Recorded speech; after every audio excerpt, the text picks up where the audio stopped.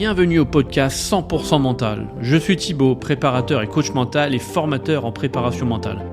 À chaque épisode, on va traiter un thème, un sujet ou un outil qui va vous permettre de transformer votre mental en allié sportif et être performant en toutes circonstances. Merci de votre écoute. Allons-y.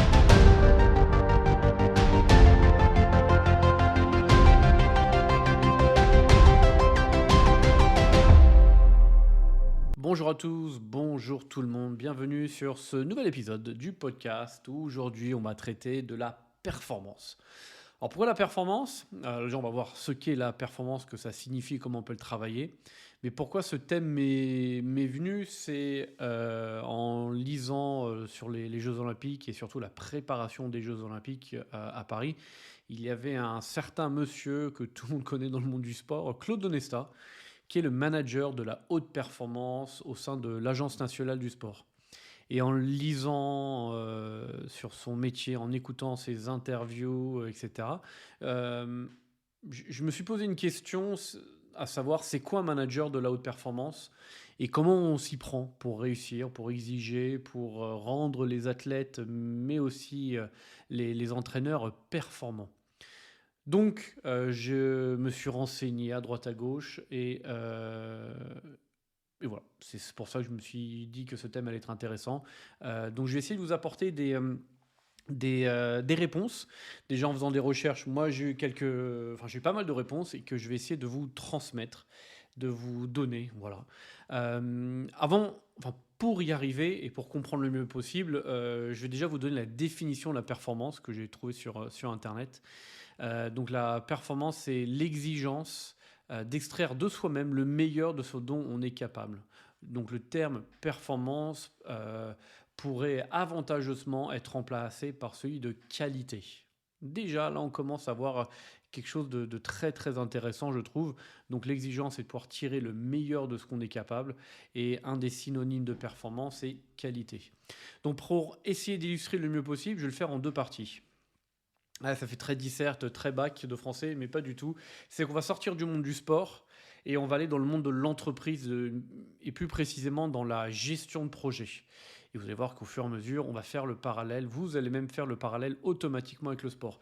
Et à la fin, pour être sûr que tout le monde ait toutes les informations et comprenne bien, on va aller on va revenir dans le monde du sport et essayer de faire le parallèle entre tout ce qui est dans le monde de l'entreprise et faire le parallèle avec le sport. Donc pourquoi je trouvais ça intéressant le monde de l'entreprise ? C'est parce que les grandes institutions du sport vont voir ce qu'il se fait en entreprise en termes de performance pour essayer de le dupliquer dans le monde du sport. Donc on part de l'entreprise pour aller dans le monde du sport. Il y a beaucoup de choses qui sont tirées de ça. Mais inversement, les entreprises, et vous m'avez entendu le dire plusieurs fois, c'est que l'entreprise est très intéressée par ce qui se fait dans le sport de haut niveau, pas forcément en termes d'entraînement, mais en termes d'entraîneur, de leadership et d'état d'esprit. Comment est-ce qu'on arrive à être un compétiteur et performer et rester en haut. Mais les clubs de sport, les institutions sportives, voire même les athlètes vont voir ce qui se fait dans le monde de l'entreprise. Donc, c'est pour ça que je me suis dit, on va essayer de faire les deux ensemble. Donc pour ça, ayant fait plusieurs recherches, voici tout ce que j'ai trouvé. Je vais essayer de vous résumer ça le plus simplement possible. Je vais essayer de le vulgariser pour que ça soit accessible le plus possible. Donc, en entreprise, la performance, elle peut se définir d'une manière très particulière, très précise que je vais vous donner. C'est une définition qui a été faite par Philippe Lorino, Et il dit que performance dans l'entreprise, tout ce qui et seulement ce qui contribue à atteindre des objectifs stratégiques. Donc la performance, c'est l'atteinte d'objectifs stratégiques. On a une stratégie en début d'année pour l'année en cours, mais pour le moyen, donc les 5 et le long terme, les 10 années suivantes. Et la performance, c'est d'atteindre ces objectifs. Donc là déjà, vous qui êtes fan de sport, vous faites le parallèle tout de suite, et tant mieux. Maintenant, si on va sur la gestion de projet, si on va dans la gestion de projet, la définition donnerait quelque chose de similaire et ça donnerait ceci. Et performance du projet, ce qui et seulement ceux qui contribuent à atteindre les objectifs du projet. Donc, c'est d'arriver à délivrer le projet en temps et en heure, avec la qualité, etc. Et quand vous regardez déjà, si vous faites le parallèle avec les autres podcasts, avec les thèmes, etc., on est en train de parler d'objectifs de moyens, objectifs de performance, objectifs de résultats. On est en train de parler de smart, etc., etc. D'accord?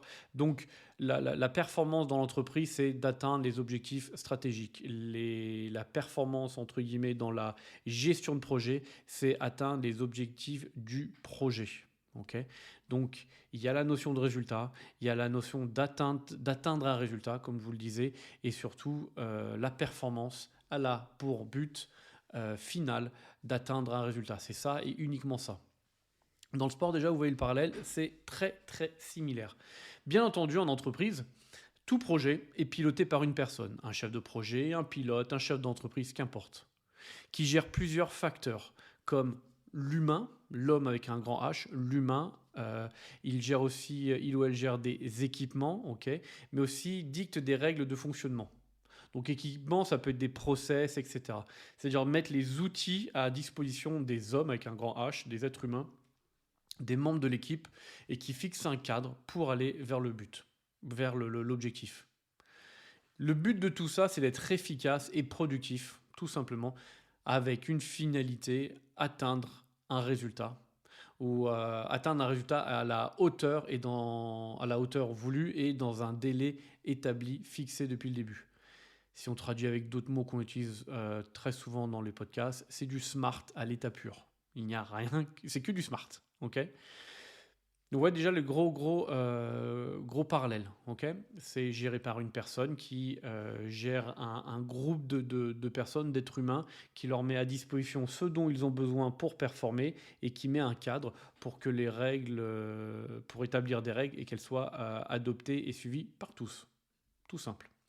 Donc pour obtenir ce résultat positif, donc la performance, il y a 3 composantes. La qualité réalisée, d'accord? La qualité, pas la quantité, la qualité du travail, ou la qualité de la réalisation, le travail, donc son efficacité, comme on est efficace dans le travail au quotidien, et les ressources, tout ce qui est à disposition. Donc dans l'entreprise, ça peut être les formations, ça peut être l'équipement informatique, etc. Dans le sport, ça va être autre chose, ça peut être du matériel, la salle de muscu, la récupération, les plots, enfin qu'importe. Quelles sont les ressources à disposition pour pouvoir être productif, ok? Ce que ces 3 composantes, donc la qualité réalisée, le travail et les ressources, ces 3 étapes, ces 3 items inclus, ce sont 5 facteurs de succès. Okay, sans ces 5-là, on n'avance à rien. On est obligé d'avoir les 5 points suivants que je vais vous donner pour arriver et à atteindre l'objectif, à être performant grâce aux 3 composantes. Donc la première étape très importante, c'est la planification. On planifie toutes les étapes. Quand vous avez un projet, et ben, tout est établi étape par étape. Il faut franchir les étapes pour pouvoir commencer une autre. Sans ça, on ne peut pas. Okay, donc il faut tout planifier.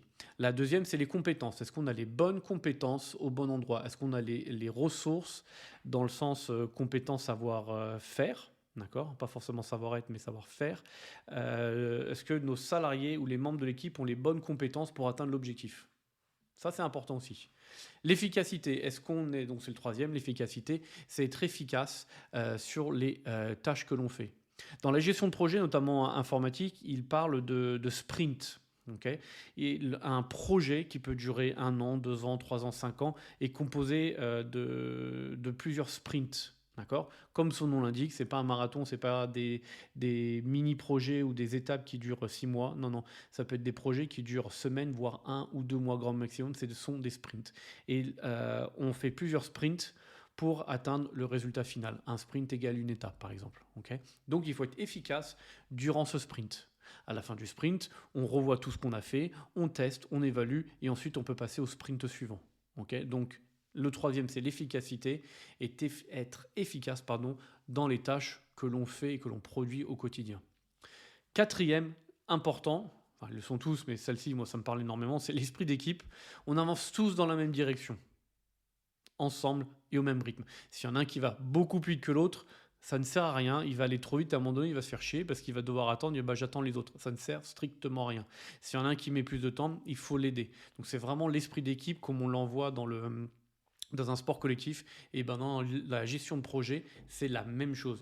Le chef d'équipe doit faire en sorte que tout le monde travaille ensemble au même rythme, dans la même direction. Ok. Et ensuite, ça, c'est ce que les grands sportifs, mais les grandes institutions, les grands clubs font en permanence, c'est la recherche d'innovation et du progrès. On ne s'arrête pas sur nos compétences acquises, on ne se repose jamais sur ses lauriers, on va aller toujours de l'avant, on cherche à s'améliorer, on se questionne, on se challenge, etc. On va chercher à savoir comment est-ce qu'on peut faire mieux.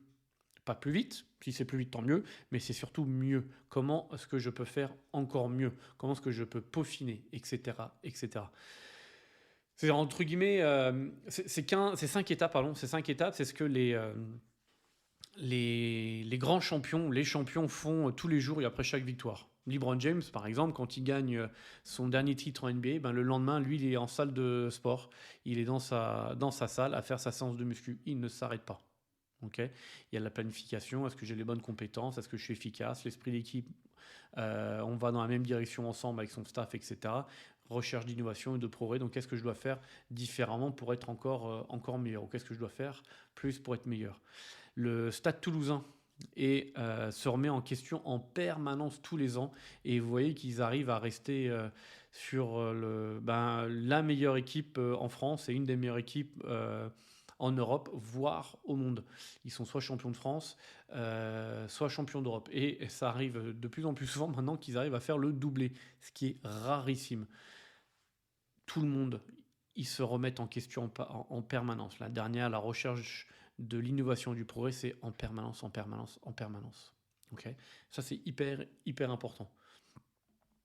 Donc pour résumer ce qu'on vient de dire, et essayer d'utiliser d'autres termes pour peut-être simplifier et être sûr que tout le monde le comprenne bien, le développement de la performance, l'atteinte de la performance repose sur 3 points, si on essaie de résumer. 1, les compétences, ce que je peux faire.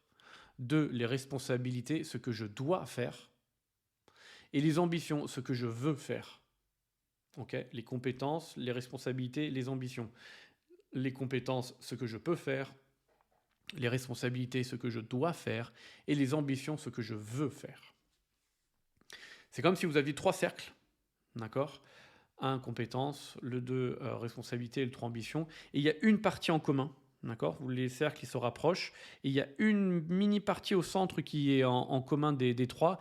Et ça, c'est le développement de la performance. C'est ça la performance. S'il en manque un, vous n'avez pas cette performance. Okay ? Donc, il faut à la fois les compétences, ce que je peux faire. Donc, être au clair avec soi-même. Les responsabilités, ce que je dois faire. J'avance dans la bonne direction et je suis motivé pour la contribution du projet. Et les ambitions, ce que je veux faire, ce que ça va m'apporter. C'est très, très, très important. Et donc, on l'a vu que si on met tout ça en place, ce n'est pas suffisant parce qu'il y a un chef d'équipe, entre guillemets, et ce chef d'équipe permet de suivre et de contrôler. Okay, c'est ça le contrôle de la performance. Contrôler ne veut pas dire fliquer, dire c'est pas bien, c'est juste avoir un suivi régulier. Ce suivi régulier, et régulier ne veut pas dire une fois par an, non, c'est toutes les semaines. Moi, je trouve que c'est mieux, ça fait peut-être un peu flicage, mais je trouve que c'est génial en entreprise. Quand j'étais commercial, on est passé de 6 mois, 1 mois, 6 mois, on va dire tous les 3 mois, à une fois par semaine, ça a tout changé. Au début, on ne le prenait pas forcément bien parce que on se sentait fliqué, mais c'était fait dans le but de nous permettre de monter en compétences. Et c'est ça le suivi régulier, d'accord ? Donc il faut le mettre en place. Pendant ces suivis réguliers, il faut arriver à pouvoir faire un feedback, donc toujours positif, faire une analyse, une évaluation du travail effectué. Et ensuite, on va proposer des ajustements, parce que rien n'est parfait. Tout n'est pas parfait, il y a beaucoup de choses qui sont bien faites, mais il y a des choses qu'on peut améliorer. Donc il y a des ajustements à faire, que ce soit sur la méthode de travail, que ce soit sur les compétences, la planification, ou peut-être même les objectifs à ajuster. Soit on va trop vite, soit pas assez, donc on réajuste. Okay ? Ce qui est très important, encore une fois, c'est quand ça fonctionne, pour que ça fonctionne, il faut faire toutes ces étapes. Il faut passer par tout ça, d'accord ? Pour bien analyser, il faut au préalable, avoir bien défini les critères d'évaluation. Ça, c'est hyper important. Qu'est-ce qui nous permet de nous dire que l'évaluation va être bonne et constructive? Si c'est juste au doigt levé, au doigt mouillé, pardon, ça ne servira strictement à rien. On fera juste une réunion pour dire qu'on a fait une réunion, mais rien ne va nous ressortir de là. D'accord? Et ces critères d'évaluation, il faut les faire avant. Ok, avec, par exemple, vous pouvez utiliser la technique SMART. Est-ce que les objectifs sont, comment dire, la méthode, les compétences ou même les objectifs sont spécifiques, mesurables, atteignables, réalistes et temporels? Ça, c'est bien pour savoir comment est-ce qu'on peut évaluer. Oui, c'était bien spécifique. Et aussi, justement, on voit que un sprint ou une tâche, une étape n'a pas été remplie, qu'est-ce qui s'est passé? Est-ce que c'était trop court, il fallait plus de temps? Est-ce que c'était pas bien mesurable? Est-ce que c'était peut-être pas assez spécifique et clair, etc. Smart permet de voir comment on a établi tout ça. Et là, s'il y a quelque chose qui ne va pas, on réajuste et on y va. D'accord? Donc vous voyez que pour le monde de l'entreprise, je pense que vous avez vite fait le parallèle avec le monde du sport, mais on va le faire ensemble derrière. C'est que c'est de la planification, c'est carré, d'accord? Et on n'est pas tout seul, on est plusieurs à pouvoir le faire. Mais c'est comme dans le sport, même si on fait un sport individuel, à notre échelle, on n'est pas tout seul parce qu'on n'a pas toutes les compétences. Donc on va chercher à droite à gauche, soit des formations en ligne, soit quelqu'un qui travaille avec nous, etc. etc. Ok? Donc maintenant, on va revenir dans le sport pour essayer de parler de ce qu'est la performance. Donc je ne vais pas forcément utiliser les mêmes termes qu'avant parce que je trouve qu'ils sont assez clairs. Je vais utiliser d'autres termes parce que ça peut être d'autres moyens de voir la performance. Ça va résumer un peu ce qu'on a vu au-dessus, mais voilà. Donc on va aller là-dessus ensemble, d'accord? Donc très important, que vous soyez athlète, entraîneur ou un simple passionné de sport, comprendre ce qui fait la performance va vraiment vous aider à transformer votre approche et vos résultats. Ok, ça va structurer énormément de choses. Donc, dans le monde du sport, la performance, c'est quelque chose qui est défini généralement par la capacité d'un athlète d'atteindre un objectif ou d'atteindre ses objectifs sportifs. D'accord? Donc, ça peut être une notion de temps, de chrono, ça peut être une notion de distance, d'un score ou d'une technique, etc. etc. Ok, ça dépend de quels sont vos objectifs. La performance en gymnastique rythmique n'est pas du tout la même, ce ne sont pas les mêmes critères que le tennis par exemple. Donc chaque sport va avoir sa propre spécificité. Ok, la performance, c'est la combinaison de plusieurs facteurs. Pour être performant dans le sport, il faut travailler le côté physique, mental, technique, stratégique, entre autres. Bon, c'est surtout les quatre principaux. Et après, on peut aller plus en détail. Ok, et donc, ce qui compose la performance, donc on vient les voir, mais on peut dire en d'autres termes, elle ne se résume pas uniquement à la condition physique, comme on le sait bien, mais il faut, comme on dit, la technique, ça peut être le geste, d'accord, et l'état mental de l'athlète. Il faut qu'il y ait un équilibre entre tous ces composants, physique, mental, technique, stratégique. Il faut qu'il y ait un équilibre entre les quatre. Ok, donc encore une fois, comme on voit, que ce soit dans le sport ou l'entreprise, il y a plusieurs critères. Ce n'est pas juste performance, c'est performant le jour J. Oui, c'est une conséquence, mais pour arriver à la performance, il faut travailler plusieurs choses. D'accord? Euh, Par exemple, Léon Marchand, le nageur français, lui s'est donné les moyens de mettre à profit ou de faire éclore tout son potentiel. Il est allé aux États-Unis pour faire ses études et parfaire sa nage. Mais pour y arriver, il n'est pas allé en claquement de doigts. Il a contacté son futur entraîneur, Bob Bowman. Et si vous allez sur Internet, Bob Bowman, dans une interview, parle de la lettre que Léon Marchand lui a envoyé. C'est pas du tiens, Léon Marchand est bon, je veux le recruter. Non, c'est Léon Marchand qui a fait le pas en disant je veux être un des meilleurs. Bob Bowman a coaché Michael Phelps. On sait tous ce que Michael Phelps est devenu. Donc il est allé se donner. Il avait des choses, si on va sur le côté.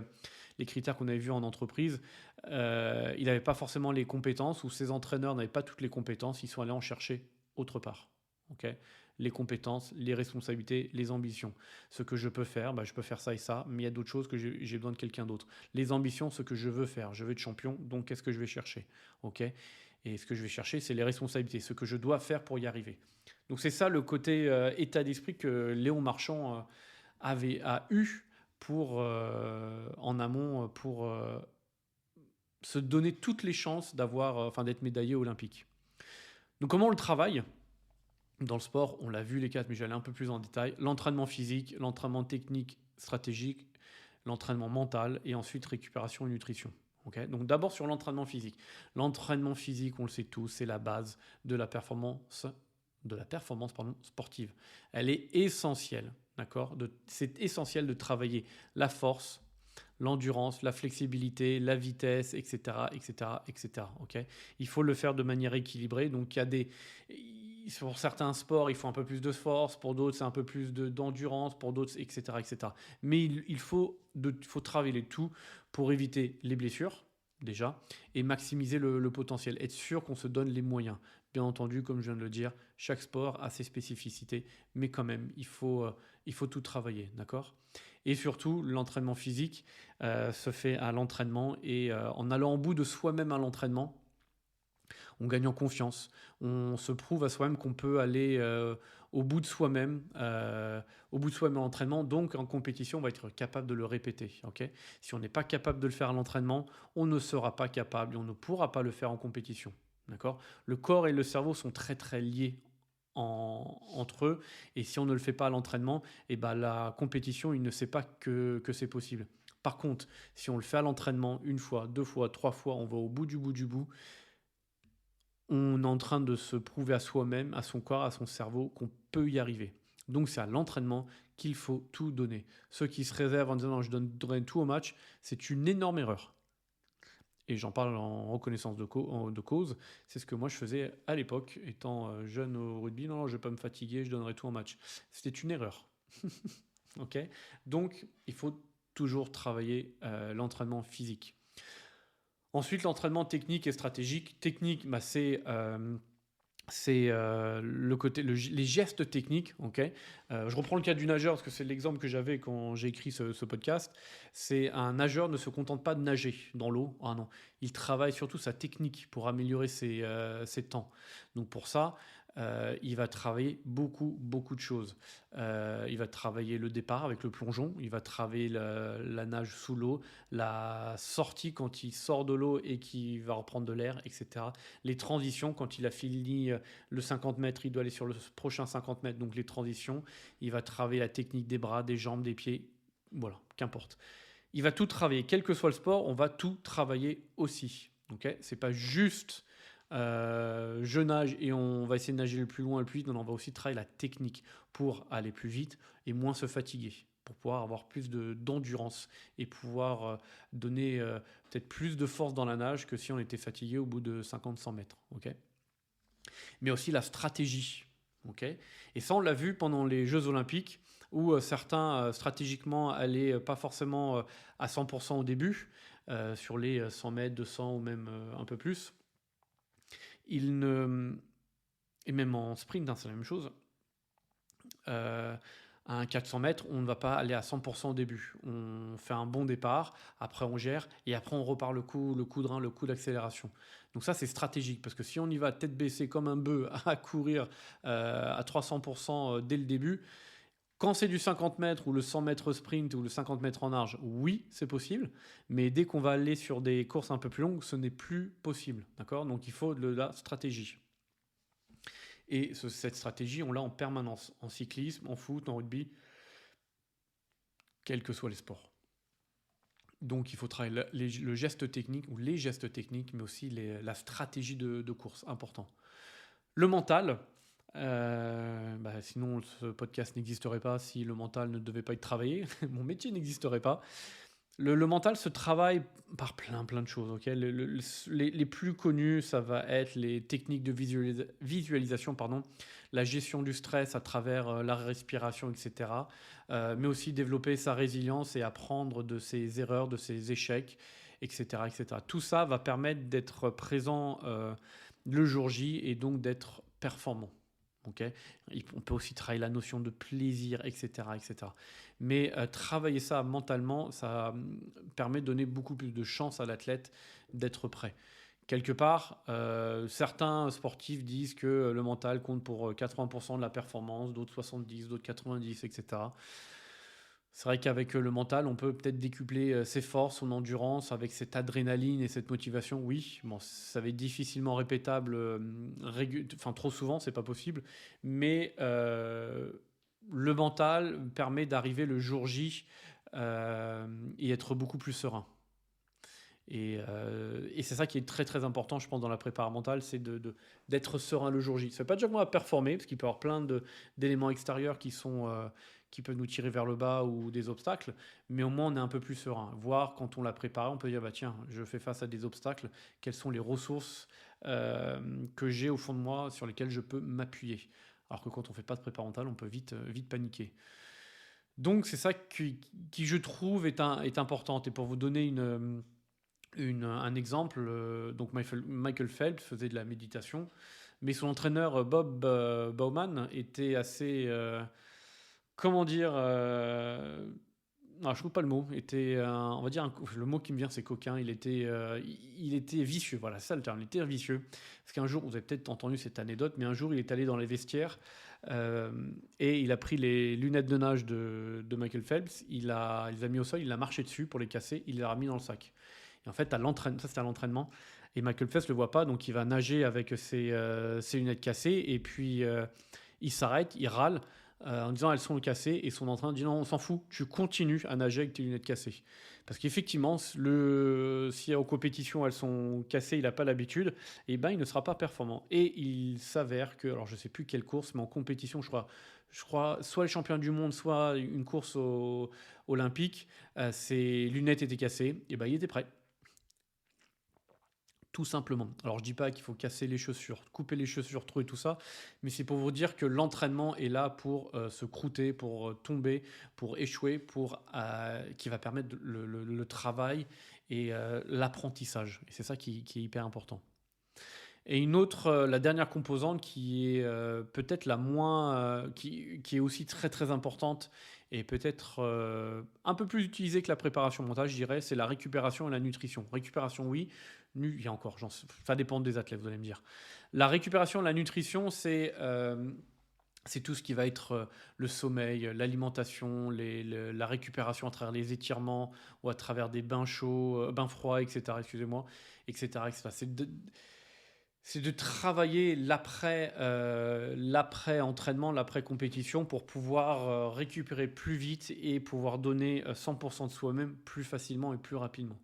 Donc en fait, comment on travaille pour résumer la performance en sport? C'est l'entraînement physique, l'entraînement technique et stratégique, l'entraînement mental et la récupération et la nutrition. D'accord? Il faut le travail.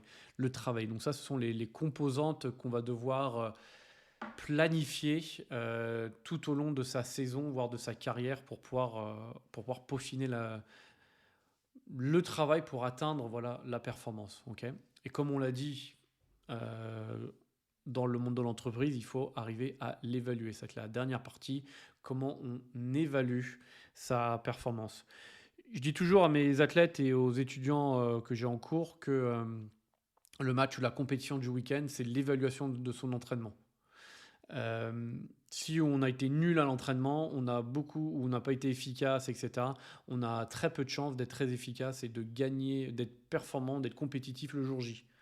Par contre, l'inverse, on se donne plus de chances. Okay, donc je vais essayer d'aller un peu plus loin là-dessus que de simplement dire c'est l'évaluation de notre entraînement. Okay, donc pour évaluer sa performance, on va utiliser des critères en fonction des sports, comme on disait tout à l'heure, le temps, la distance, le score, classement aussi, etc. Mais il faut aussi, ça c'est le résultat, mais il faut aussi analyser le côté technique, les performances techniques et stratégiques. Okay, est-ce que j'ai bien géré les temps morts? Est-ce que j'ai réussi quand on est au tennis par exemple, à gérer les temps forts de l'adversaire et dès qu'il avait un temps creux, d'arriver à prendre des points. Quand on est au foot, par exemple, au rugby, quand l'équipe adverse a un temps fort, est-ce qu'on a été bon en défense? On n'a pas encaissé de but ou de points? Important.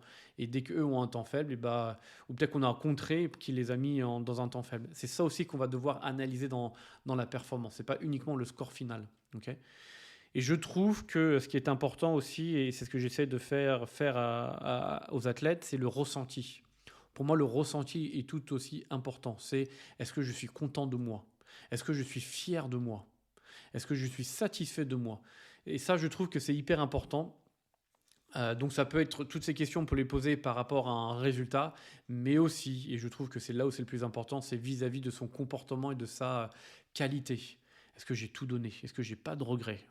Est-ce que quand je perdais, est-ce que je m'agaçais ou pas? Voilà, c'est ça, moi je trouve le ressenti. On a le droit d'avoir perdu tout en étant fier de soi. Mais on a le droit d'avoir gagné et de se dire j'ai fait un match de merde. Ça arrive aussi. Donc il y a aussi donc, le côté évaluation quantitative, mais aussi le qualitatif est très très important à mon sens. Euh, Certains, et beaucoup dans le haut niveau, et on a accès à ça, c'est le côté technologie et qui va établir des statistiques. Donc dans le sport de haut niveau, il y a les GPS, mais même au niveau amateur, on l'a tous, hein, c'est la montre, tout simplement, la montre. Et comme ça, on arrive à savoir la cadence, la vitesse, etc. Combien de kilomètres on a couru, même à l'entraînement, etc., etc. Il y a même l'analyse vidéo qu'on utilise beaucoup, savoir les gestes, mais aussi de savoir est-ce que les mouvements qu'on a fait, c'est bien d'avoir peut-être couru 10 km pendant un match, mais est-ce que la moitié, donc 5 km, ne servait à rien? On n'a pas fait les bons efforts. Ça aussi, c'est à analyser. D'accord? Il ne faut pas uniquement se fier à ça, notamment quand on est en course à pied. Je trouve que des fois, c'est bien d'y aller sans avoir le regard sur la montre, parce que là, on est plutôt on n'est plus dans la sensation, mais on est dans l'objectif, alors que c'est pas, des fois, c'est mieux de ne pas le faire. Donc, c'est bien d'utiliser la technologie pour établir des statistiques, etc. Mais il faut le faire avec du recul et pas le faire uniquement là-dessus. D'accord? Ça peut jouer un rôle clé au niveau amateur, ça peut, au niveau professionnel, c'est indéniable, on est obligé de passer par là, ça permet aussi d'analyser l'adversaire, mais aussi de pouvoir suivre ses progrès et ensuite d'ajuster les entraînements. Donc pas besoin d'avoir un drone, pas besoin de ça, des fois quand on est en salle de muscu ou à la maison, et ben, se filmer et pouvoir analyser les gestes. Pas filmer et se voir beau et le mettre sur les réseaux sociaux, mais analyser le geste, ça c'est important, ça peut être intéressant. Et la dernière partie bon, j'en ai un peu parlé déjà, euh, comment évaluer la performance, c'est le feedback et les analyses, qu'elles viennent de soi, qu'elles viennent de ses proches, qu'elles viennent d'un coach, elles sont importantes. Le feedback est ultra important. On peut le faire à chaud tout de suite après, on aime bien, mais c'est bien de le faire le lendemain après avoir soit re-regardé ou soit avoir fait le match, la course, etc. Okay, donc c'est bien que ça vienne d'un coach, d'un partenaire d'entraînement, d'un analyse vidéo, d'un proche, etc. Ça permet de comprendre, d'avoir un regard extérieur sur ce qui a fonctionné ou pas et pouvoir ensuite ajuster les stratégies pour les jours à venir. D'accord? Donc, tout ce que je viens de vous dire là, c'est comme en entreprise, l'évaluation, elle se fait sur des critères quantitatifs et qualitatifs. Okay, c'est pas l'un ou l'autre, ce sont les deux. C'est ça qui est hyper important. Voilà, on arrive un peu à la conclusion. J'espère que j'ai pas été trop vite. S'il faut vous réécouter, vous mettez la vitesse -1 ou -2 pour parler plus lentement, pour essayer de tout capter ce que j'ai pu dire.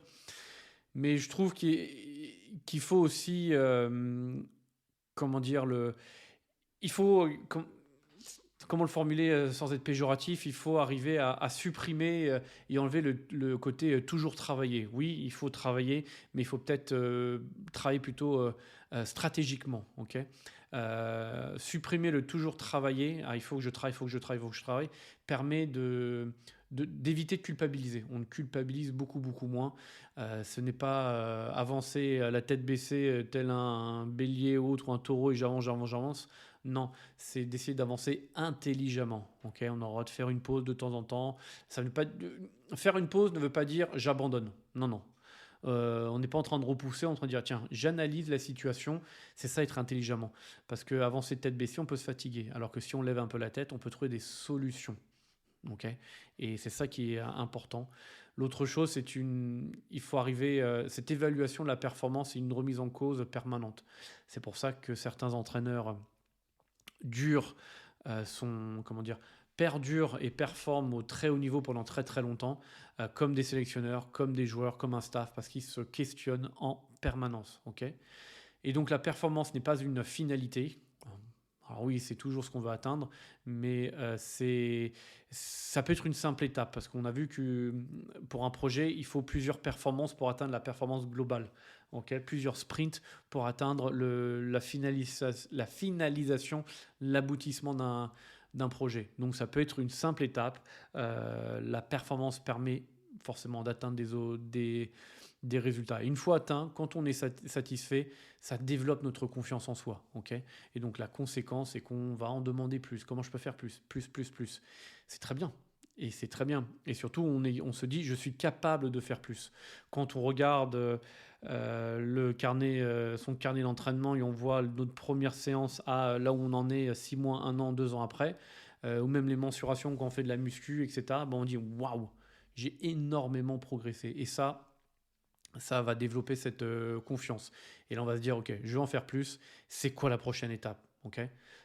Donc, pour résumer tout ce qu'on s'est dit en deux, trois mots, la performance sportive, pardon, elle repose sur une combinaison de plusieurs facteurs.